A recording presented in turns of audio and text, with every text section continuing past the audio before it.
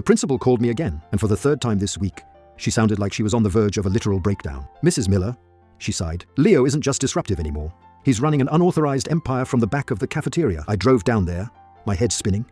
I thought I raised a normal kid, maybe a little too obsessed with YouTube, sure. But an empire?" The principal laid out the evidence like she was cracking a federal case. Monday, Leo convinced 40 kids to wear backwards hats in silent protest of the mystery meat tacos. Tuesday, he was caught trading virtual pets for actual lunch money, making a $60 profit in 20 minutes. And Wednesday? When the teacher asked him to define integrity, Leo just stared at her and said, "Cringe. That's an L, Mrs. G." I was mortified.